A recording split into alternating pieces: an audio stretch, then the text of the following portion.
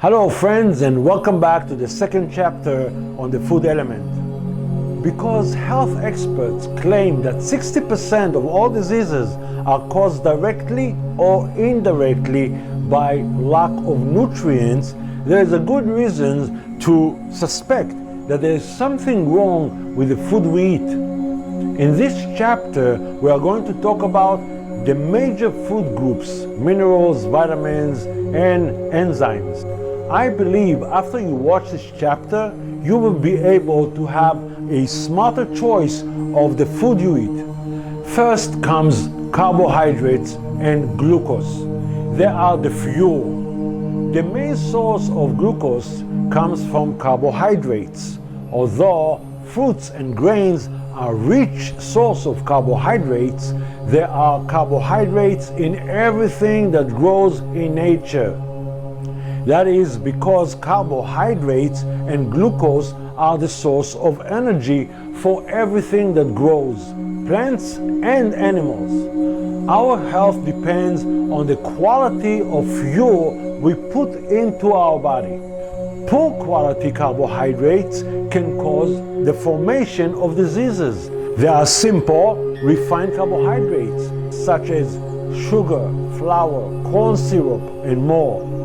These highly concentrated carbohydrates are broken down quickly and do not benefit the digestive system. In contrast, there are whole, complex carbohydrates such as in fruits and whole grains. These carbohydrates are complete and complex products. They are digested in a longer period of time and are not harmful to the digestive system as simple carbs. Now, proteins are tissue builders, like glucose, protein found in everything that grows in nature. Besides animals' products and byproducts, protein is found in seeds, nuts, and legumes. It can be also found in vegetables and fruits, but in small amount.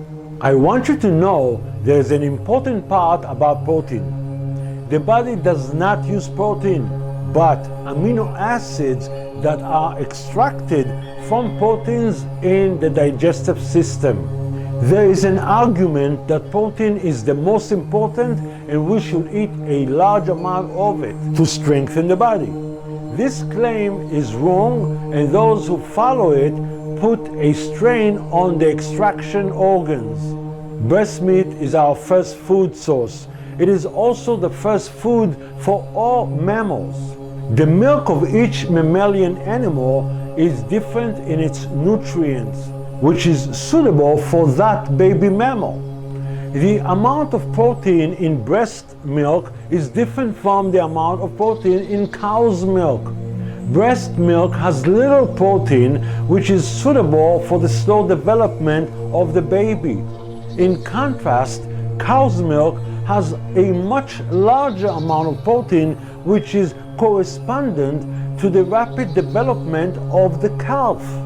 There is another claim that presents protein that comes from animal flesh to be a muscle builder, and it gives strength and endorsement. But is it true? In the natural environment, most predators are lazy animals. They lie idle most of the day. Their body strength and speed are used only for hunting, and even then, only for a short period of time.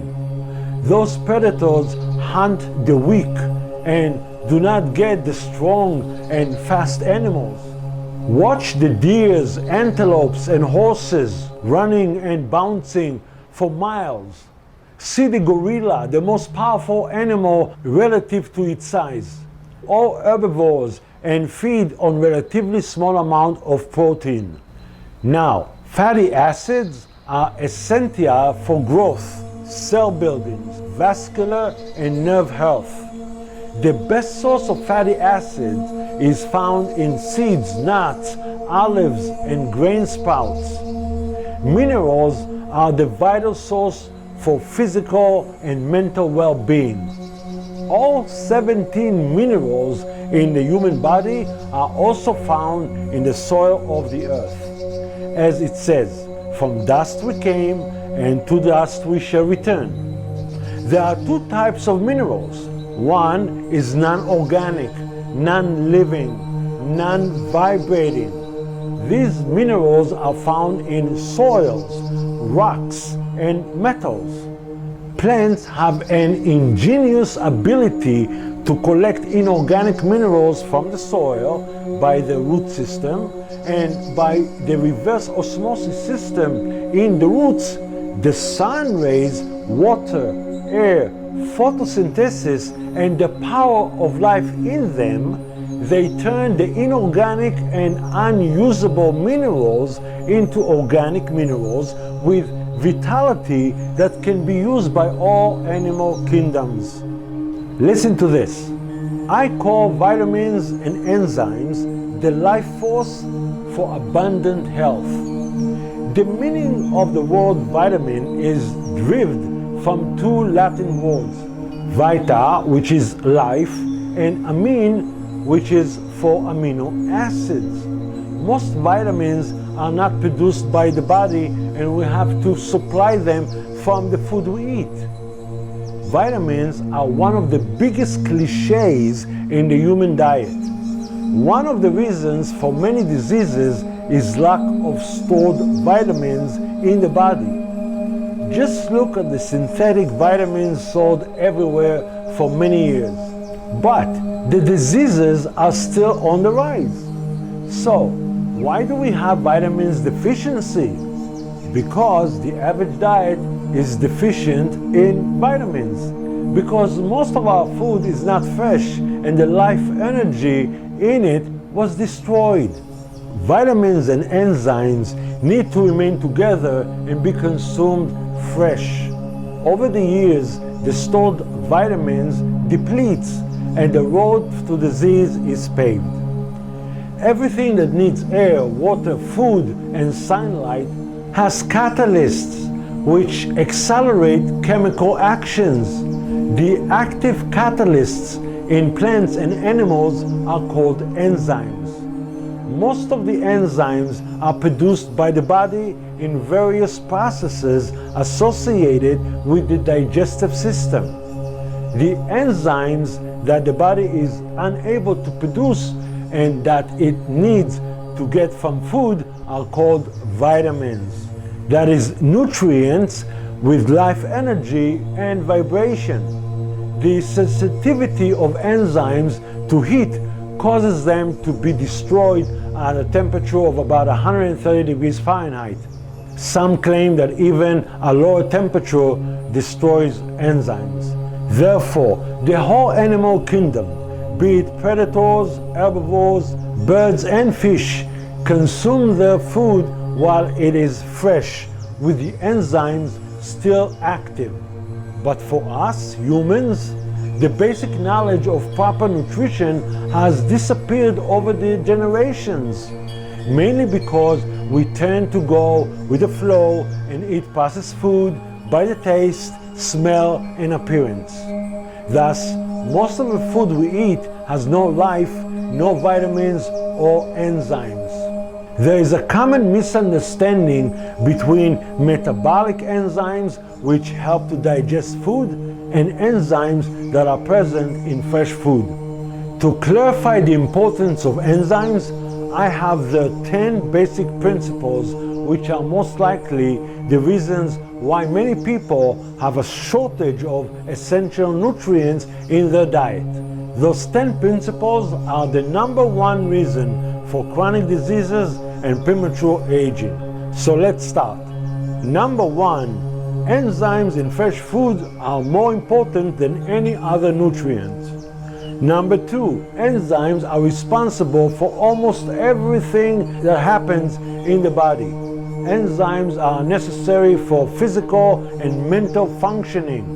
Every cell in the body has enzymes needed for different metabolic processing. Number 3, enzymes cannot function properly without the presence of coenzymes.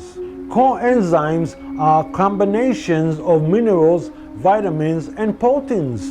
Number 4, once the enzymes have completed their job, they are not needed and recycled. We must provide the body with enzymes daily for proper maintenance of physical balance and for not creating deficiency. Number 5, enzymes are found only in living cells that have not been heated above the temperature of 130 degrees Fahrenheit. In a temperature above that, enzymes are destroyed.